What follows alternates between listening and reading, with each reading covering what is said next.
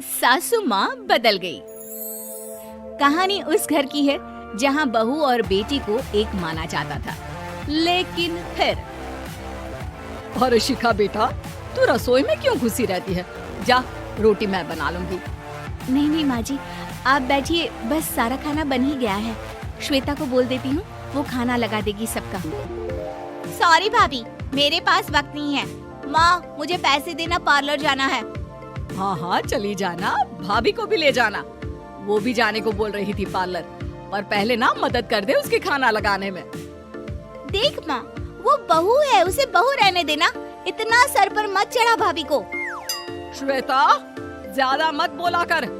बहू और बेटी में कोई फर्क नहीं होता है। जा जाकर काम कर। ननद को माँ का भाभी से इस तरह प्यार करना बिल्कुल अच्छा नहीं लगता। वो बार बार किसी न किसी तरह माँ को भाभी के खिलाफ भड़काती रहती, लेकिन कोई फायदा ना होता। एक रोज, अरे बेटे किशन, जा बहू को कहीं घुमा कर ला। सारा दिन घर में काम करती रहती है। हाँ माँ, हम लोग जा रहे हैं ना गोवा। अच्छा जी, भाभी ने तो हमें बताया भी नहीं। वैसे तो सारी पंचायत करती है, ये गोवा वाली बात क्यों छुपा गई हमसे? अरे क्योंकि उसे खुद नहीं पता था बहन। मुझे टिकट सस्ती मिल रही थी तो मैंने बुक कर दिया। हाँ शिखा, पैकिंग कर ले, संडे हम जा रहे हैं गोवा। दोपहर में शिखा पैकिंग कर रही थी कि सास आ जाती है।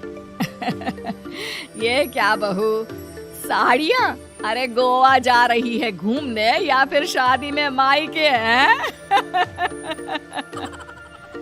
माँ जी, ऐसा कुछ है ही नहीं, समझ में नहीं आ रहा क्या रखूं कपड़े में। अरे तेरी और श्वेता की साइज तो एक ही है। उसके कुछ मॉडर्न कपड़े ले ले, आकर लौटा देना। हाँ माँ जी, ये ठीक रहेगा।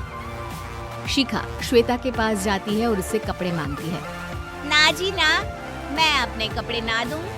वैसे भी फैल जाएंगे मेरे कपड़े, बहुत महंगे वाले हैं। शिखा मुंह लटकाकर कमरे में आ जाती है तो सास कहती है, चल तैयार हो जा, तुझे मैं शॉपिंग करा कर लाती हूँ गोवा की।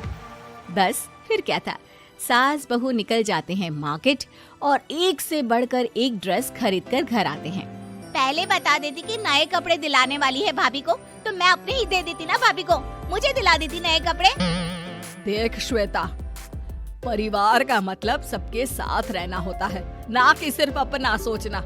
वैसे भी तुझे अच्छे संस्कार सीखने चाहिए। और रही बात कपड़ों की, तो शिखा, आज से घर पर भी तू मॉडर्न कपड़े ही पहनेगी। कोई जरूरत नहीं है ये साड़ी वाड़ी लपेटने की। अब क्या था, घर पर श्वेता और शिखा एक जैसे रहते। एक बार पड़ोसन आती है। अरे बेटा, अपनी माँ को तो बुलाना, जरा बात करनी है। शिखा सास को बताती है और रसोई में चली जाती है। ये आपकी बेटी बहुत बड़ी हो गई है, इसके लिए एक रिश्ता है, कहो तो बता दूं। ये बेटी नहीं बहू है, घर में सब एक जैसा ही रहता है। वैसे मेरी बेटी भी बड़ी हो गई है, कोई रिश्ता हो तो जरूर बताना। पड़ोसन रिश्ता लेकर उन लोगों के घर आती है। तब श्वेता की होने वाली सास कहती है, तो ये घर है, कितने मंजिल का है? और ये बहू ने आपकी क्या पहन रखा है, जीन्स टॉप? अरे भाई, साड़ी वाड़ी नहीं है क्या इसके पास? देखिए, सर्दी है तो साड़ी में बहू कैसे मैनेज करती, वैसे पहनती है साड़ी भी। देखिए, हम लोग ठहरे पैसे वाले लोग, कोई कमी नहीं है हम लोगों के पास पैसों की, बहुत पैसे हैं, जमीन, नौकर चाकर, कार, सब कुछ है, लेकिन घर में संस्कारी बहू चाहिए। समझ रही है ना आप? सास कुछ कहती कि श्वेता बोल पड़ती है, हाय रे, नौकर चाकर से लेकर जमीन, कार, पैसा, हाँ, मुझे रिश्ता मंजूर है मुझे। अरे रुक जा श्वेता, मैं बात कर रही हूँ ना। देखिए, हम लोगों के घर इतनी आजादी नहीं मिलेगी। अरे हाँ कर देना माँ, हाँ कर दे जल्दी से। सास क्या करती, बेटी की शादी ऐसे घर में कर देती है जहाँ ना उनके विचार मिलते हैं और ना ही आचार। शादी के बाद एक रोज फोन पर, श्वेता बेटा, एक बार घर आ जा, बहुत दिल करता है तुझे देखने का। माँ, वो घर पर बहुत काम होता है, कैसे आऊँ? बड़ा घर है, लेकिन आने जाने वालों की लाइन ही लगी रहती है। बेटा मैं तो जानती थी उस घर का हाल, लेकिन तू ही नहीं मान रही थी। माँ देख, हर घर का यही हाल है। तेरी बेटी को यहाँ घूंघट हटाने की परमिशन नहीं है और एक तरफ भाभी स्कर्ट पहनकर घूम रही है। बेटा मुझे क्या पता था कि मेरी बेटी को ससुराल के नाम पर पिंजरा मिल जाएगा। अच्छा माँ, फोन रखती हूँ, सास को गर्मा गर्म रोटी खिलानी है। तुम लोगों की तरह नहीं कि एक रोटी बनाओ, एक सब्जी बनाओ, फिर सारा दिन फ्री होकर घूमो। सास फोन तो रख देती है, लेकिन सोच में पड़ जाती है कि एक तरफ बेटी जिसे कोई आजादी नहीं, वहीं दूसरी तरफ बहू जिसे देखकर लगता ही नहीं कि उसकी शादी भी हुई है। अगले रोज। शिखा, अरे ओ शिखा। हाँ माँ, क्या हुआ? कुछ चाहिए आपको? मैं जिम जा रही थी। जिम के कपड़ों में बहू को देखकर सास को घूंघट में अपनी बेटी का ख्याल आता है। देख बहू, घर में बहू की तरह रहा कर। इतने टाइट कपड़े पहनकर जिम जाना पसंद नहीं मुझे। जा जाकर रोटी बना। रोटी? माँ अभी तो शाम के 6 बजे हैं, इस वक्त रोटी? अब क्या मेरे खाने पीने पर भी पहरा है? अरे जब मर्जी तब मैं अपने घर में खा भी नहीं सकती क्या? बहू को अजीब लगता है।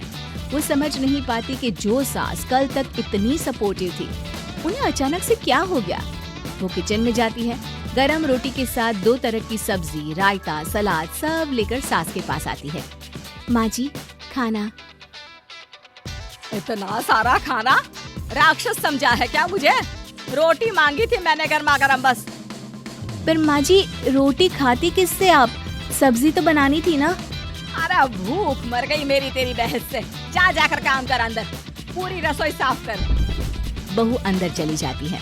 थोड़ी देर में श्वेता घर आती है। अरे शिखा जल्दी से चाय ला, पकवान बना, मेरी बेटी आई है। अरे नहीं नहीं माँ, ड्राइवर बाहर खड़ा है। मैं तो घर का कोई सामान खरीदने के बहाने यहाँ आ गई हूँ। मुझे जाना होगा। अरे बेटा, पर कितने दिनों बाद देख रही हूँ तुझे। रहने आ जाना 2-4 दिन के लिए। आ जाऊंगी माँ, जब मेरी सास मरेगी तब। मैं तो रोज मन्नत मानती हूँ कि मेरी सास मर जाए तो अच्छा है।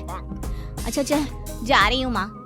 हे भगवान, कैसे कैसे दिन देखने पड़ रहे हैं मेरी बेटी को। सास अंदर जाती है, जहाँ श्वेता की जिम वाली सहेली का फोन आया होता है। क्या बात है, आज जिम नहीं आई? अरे पता नहीं यार, आज माँ को क्या हो गया अचानक। पर खैर कोई नहीं, लगता नहीं कि मैं अब जिम आ पाऊंगी। शिखा स्पीकर पर बात कर रही थी, जिसे सास सुन रही थी। यार ये सास ना होती ही ऐसी है। मैं तो कहती हूँ बुढ़िया जल्दी मरे और तू आराम से जिए। शिखा को सहेली की बात पर गुस्सा आ जाता है। माँ के मरने की कौन सा बच्चा दुआ मांगता है मोहिनी? आगे से ऐसी बात मेरे सामने मत करना। हमारे घर की शोभा ही माँ है। क्या हुआ जो थोड़ी शक्ति दिखा रही है? उसमें भी कोई ना कोई उनकी भलाई ही होगी। मैं तो कहती हूँ भगवान मेरे जैसी सास सबको दे, जो सिर्फ माँ की तरह है। सास वाली तो कोई बात ही नहीं है उनमें। सास ये बात सुन रही थी। उनकी आंख में आंसू आ जाते हैं कि क्यों वो बेटे की किस्मत में बहू को भी भागीदार बना रही थी। शिखा, अरे ओ शिखा, क्या हो गया? जिम नहीं जाना क्या?